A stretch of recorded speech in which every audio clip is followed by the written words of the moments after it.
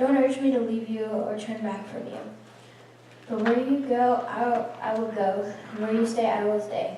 Your people will be my people, and your God, your God. Where you die, I will die, and there I will be buried. May the Lord deal with me, but it ever servedly, if even death separates you and me. Thank you very much, Tirza. I am excited to be starting a new series today in the book of Ruth. And we are calling the series Hope in the Midst of Hopelessness.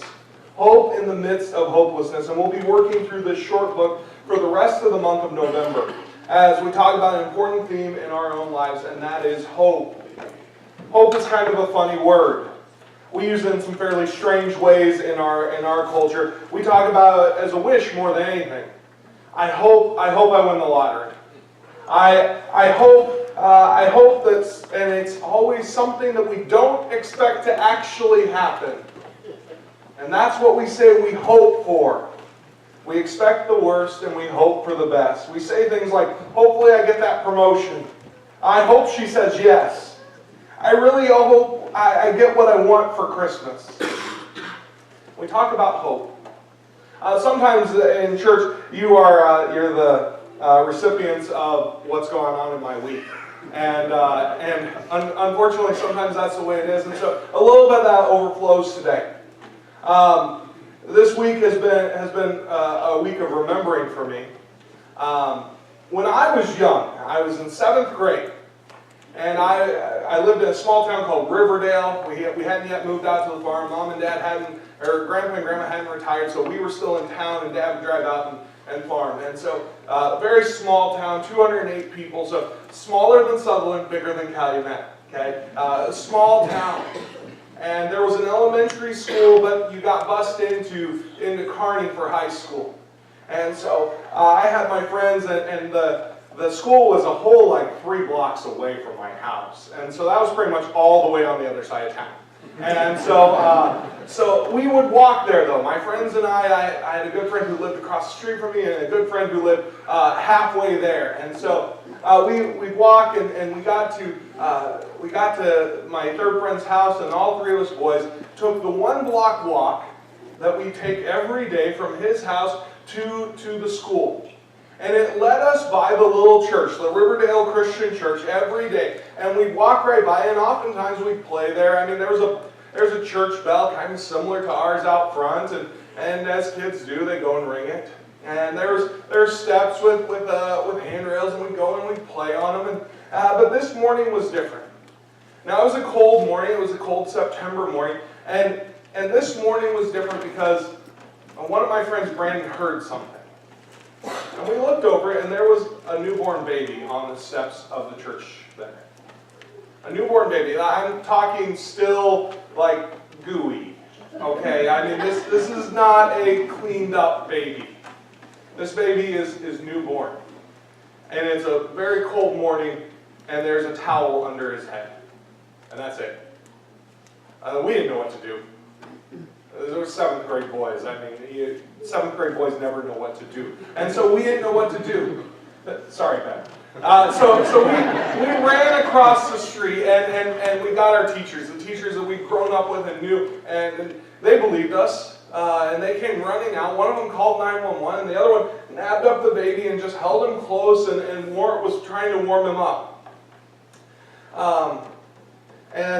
And that day, we got lauded as heroes for saving a baby's life. It would have been another half hour before anybody would have come by, and he was already had hypothermia, and death was soon. And I've always wondered what had happened to Baby Doe. That's what we called him, Baby Doe. We didn't know his name. And I remember when we got awarded as heroes, that there's a city councilman, and he asked us some questions, and he said, to us boys, what is it that you do in your life that you enjoy doing that now this boy is going to get a chance to do? And Brandon, he got up first, and Brandon said, I love rollerblading. And Riverdale sidewalks were terrible, so I don't know how he ever rollerbladed, but he loved rollerblading. And I remember the councilman said, because of what you've done, this baby will get to go rollerblading. He'll have the chance. And Charlie went next, and he said fishing.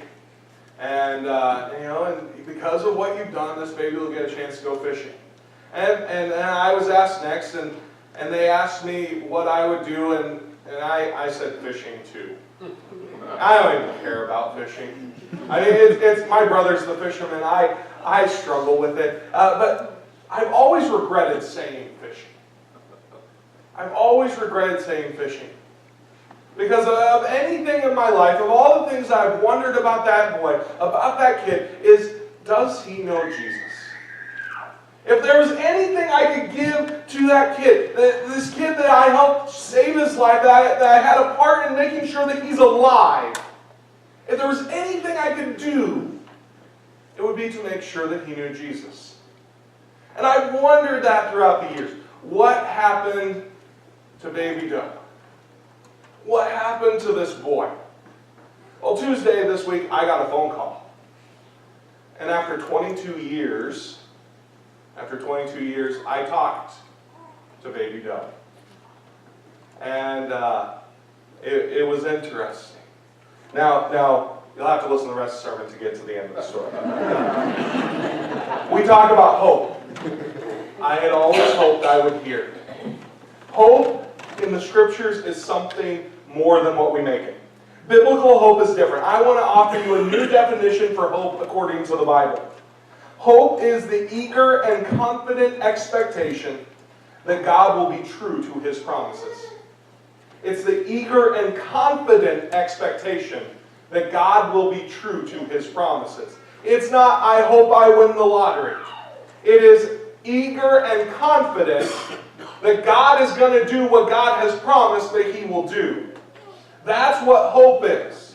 We have hope that Jesus is coming back because God promised that Jesus was coming back. It's a promise for us. And so we have hope in it. It's not just I hope it happens. I dream that it might. It'd be great if it did. No. God promised it would. And so we have real hope. The book of Ruth is a very difficult time in the history of Israel. And it deals with one family and their very real serious struggle with life and decisions that have hope and believe God will be true to get them through or to give up. The story of this family includes famine and death and suffering and the loss of children and husbands and families torn asunder. The book of Ruth is not an easy book. It is a book of hopelessness. And yet we find a glimmer of hope. If you were with us earlier this year, we went through the book of Judges. And the book of Judges, if you remember, the book of Judges is all about this cycle. And the people of Israel become far from God and they stop listening to God. And so God allows them to wander off and do their own thing. And a foreign nation comes in and invades, and it just is this cycle. They repent and God comes and saves them. And each time they cycle, the people get further from God. And everyone does what's right in their own eyes, and it is a lawless society. We open up the book of Ruth, and we find that the book of Ruth takes place during the time of the Judges. During the time of the Judges. During the time of the Judges. Verse 1 through 2. In the days when the Judges ruled, there was a famine in the land. So a man from Bethlehem in Judah, together with his wife and 2 sons, went to live for a while in the country of Moab. The man's name was Elimelech. His wife's name was Naomi, and the names of his 2 sons were Mahlon and Chilion. And they were Ephrathites from Bethlehem, Judah. And they went to Moab and lived there. Seems like an okay story so far. A man and his wife and his 2 kids, they go out looking for a better life. There's a famine at home, and so they decide, you know what, things have got to be better somewhere else, and so we're going to go try it somewhere else. But it's important to point out, Moab is not a friendly place. It is a neighboring country, but it is a place that they have been at war with throughout their history. Israel and Moab do not get along. The people of Moab are not a good people, and they do not see God's people as good. Now, after some time, we don't know how long, they have moved to Moab, and Elimelech dies. the dad dies, and Naomi and her 2 sons are now living in a foreign land without the man who brought them there. And so things begin to spiral downward. Now, we aren't sure if it was for the sake of trying to provide for their mother or fear in a foreign land or what led them to it, but the 2 sons married Moabite women. They married women from this land, and this is a big no-no according to God. You don't marry people of a different faith. And in the Old Testament, that was not acceptable because they would draw you away from God. And so they were told that this was not supposed to happen, and yet here Naomi, not only has she lost her husband, but now her 2 sons have married Moabite women. And 10 years they lived there. And about 10 years in, both of her sons die. Both of her sons die. Have you ever been kicked while you were down? Have you ever already been having the worst day of your life and then someone comes in with the bad news? Have you ever felt like you're the end of a line of cruel tricks in this life and you get more than your share of struggles and everything just piles on one after another after another? Here there's a famine and your husband moves you away from your home, away from your family, and then he has the nerve to go and die. That's funny. And not only that, he dies, and then your sons marry foreign women, and then they die. And here you are in a land that's not your home, and you don't have relatives here, and you don't have people that you can depend on, and all of a sudden you're a widow, and you have these 2 daughter-in-laws that what are you supposed to do? How are you supposed to do this? Being a widow in the Old Testament meant that you were at the mercy of others. You weren't able to provide for yourself. And so you relied on family. You relied on kindness. But now her sons were dead too. And she was a widow in a foreign country. And how would this all work? How would this woman survive? She had lost it all. Things from Naomi had gone from bad to worse to more worserest. You don't like my English. I think many of you out there today have felt that kind of pain. It seems like everything is going rough and then, bam, you just get hit again. Just when things are toughest, it just seems like you get hit again. You lost it. You're dealing with everything. You lost everything. Your wife, your kids, your mom, your dad, your job, your house. You lost it. You're going through struggle and life seems hopeless. How will I get this back? And we all have days that seem so dark. Days where we wonder, how is this ever going to end? Days of hopelessness. But not all was lost. Verse 6. When Naomi heard in Moab that the Lord came to the aid of his people by providing food for them, she and her daughter-in-laws prepared to return from there. Now, not long into the trip home, Naomi has a conversation with her daughter-in-laws. She says to her daughter-in-laws, go back to Moab, go back to your home. Israel's my home, Bethlehem's my home. I'll go there. You guys, you have family. Go back there. And she says to him, go back and find a husband. Now, it's customary in these days, and this goes across different people groups, but it's customary during these days that if your husband dies, you marry his younger brother. Okay, and part of that is especially without an heir. So if the guy doesn't die with a son, then his younger brother comes up and marries his wife, and the first child takes his father's name, takes the uncle's name technically, okay? And so that's kind of their custom. It's not a good custom, it's not one we follow today, but that's the way they did it. And so Naomi has a conversation with her daughter-in-laws. And she says, why are you following me? I don't have any more sons. Even if I found a husband today and I got pregnant today and I happen to have a son, would you wait for him to grow up? Or do you really want to wait this out and just go home? Just go back to Moab, she says.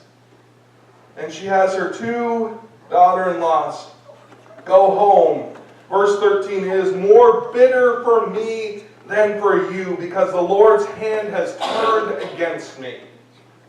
Naomi truly believes that God is against her. That God is against her. Have you ever said anything like that to God? God, why are you doing this to me? God, why did you allow my mom to die? God, why have you put me through this? God, why are all these things happening? I'm not saying that you can't say those things. Naomi said those things. She felt the hurt. God, why do you hate me? God, why would you do this to me? And this is what Naomi felt. But once again, hope remained. Her one daughter-in-law, Orpah, went home. But Ruth begged her, don't ask me to leave you again. Don't ask me to leave you again. And while hope remains with Ruth staying with Naomi, it's still very dreary outlook from Ruth. Ruth says to her, where you go, I will go, and where you stay, I will stay. I know that we aren't going back to a mansion, Naomi. I know you don't have a big home waiting for us in Bethlehem. I know that it's not going to be the Ritz. I know that we don't even know where we're staying when we get there. Where you go, I'll go. Where you stay, I'll stay. Those are some tough words. Your people will be my people, and your God, my God. Where you die, I will die, and there I will be buried. Hey, we're both going to die. Let's do this together. I mean, this is dreary. It's not an enjoyable conversation when you start talking about buying headstones together. I mean, it's a conversation some of us have, but it's not one you like. You don't like talking about buying burial plots, and I have a very nice spot. I'm surrounded by wonderful people, but no, you don't talk about it. It's not an enjoyable conversation. It's not something people like. So they get to Bethlehem. And the women made their way back to Bethlehem, and at least 10 years after, the people in the town, the women, remembered Naomi. There's something different about Naomi. And the women exclaimed, can this be Naomi? Can this be Naomi? Now, the name Naomi translates to pleasant. Okay? It translates to pleasant. It'd be like calling someone sweetheart today. Oh, sweetie. You know the slang you get in the South. Oh, sweetie, can I get you a piece of pie? That's Naomi's given name. It's kind of that sweetie, that sweetheart. It's a beautiful name. But her demeanor has changed from when she followed her husband Elimelech out of the land to when she has come back 10 years later. And now that she has returned, she says to them, don't call me Naomi. She told them, call me Mara, because the Almighty has made my life bitter. Bitter. Have you ever felt bitter? Have you ever felt bitter? I'm not the same woman who went away, she said. Naomi doesn't lie. She doesn't pretend that things are great. She hasn't turned on God. She hasn't left him. But she's not pretending like everything's rosy. She hasn't put on the good, that church face where, oh yeah, when I go to church, everything's fine. And when people ask how I'm doing, I say, oh, everything's great, even if it's a lie. You don't just hide behind the smile. It's one of those moments you can just see the conversation, right? Naomi, how have you been? It's good to see you. And Naomi snaps back, my life has been in ruins. God took my husband, he's taken my sons, and I have nothing left. Why even call me Naomi anymore? You're like, I didn't actually want to know how you were doing. I was just being polite. You get that. Naomi is bitter. And you get that way when you feel like God is against you. This is how Naomi feels. God is against her. I wonder how many of us have felt like that at some point in our lives. That God has been against us. In the midst of hopelessness, we need some reminders. When all hope seems lost, God is still at work. When all hope seems lost, God is still at work. And when we are hurting, God is close. When all hope seems lost, God is still at work. And when we are hurting, God is still close. For me, I waited for 20 years to hear from a kid that I really never got to meet. I waited for 20 years to hear from him.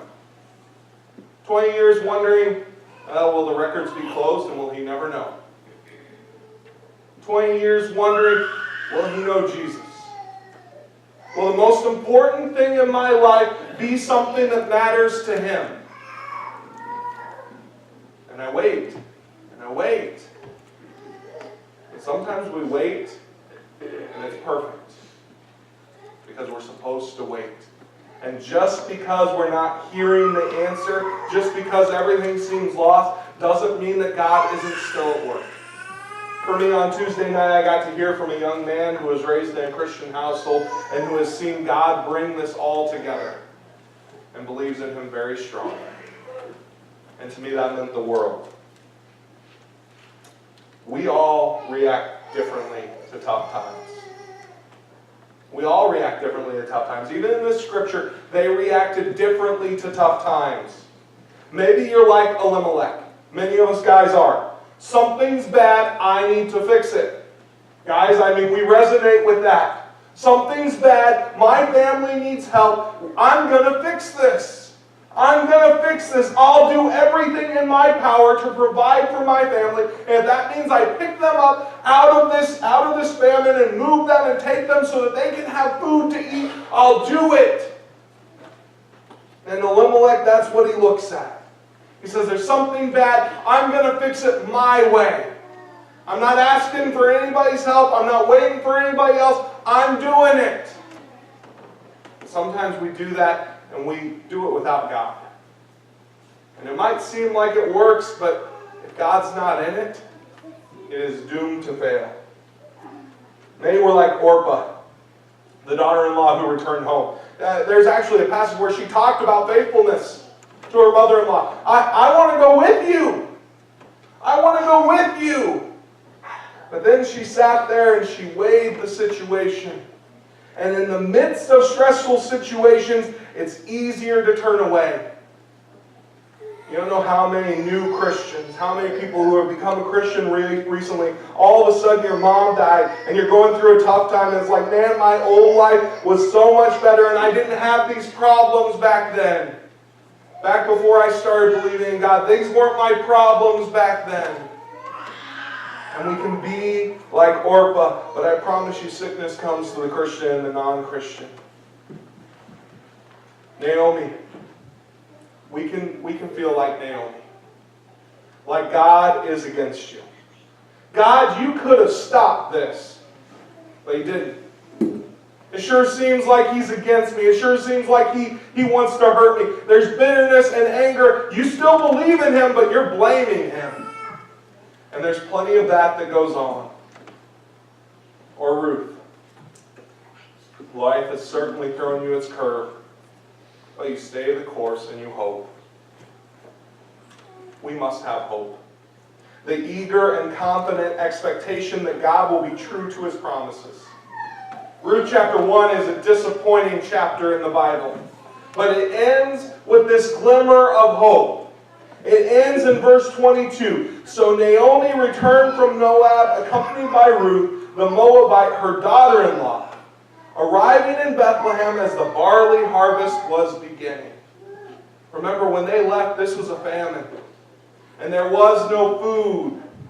There was no food in Bethlehem. There was no bread in Bethlehem. There was nothing to eat in Bethlehem. And when they come back, the barley harvest has begun. Hope. Bethlehem, the translation of the name Bethlehem, actually literally means house of bread. House of bread. And the house of bread has bread in it again. There's hope again, and maybe there's hope for Naomi and Ruth. Our lives often seem so hopeless.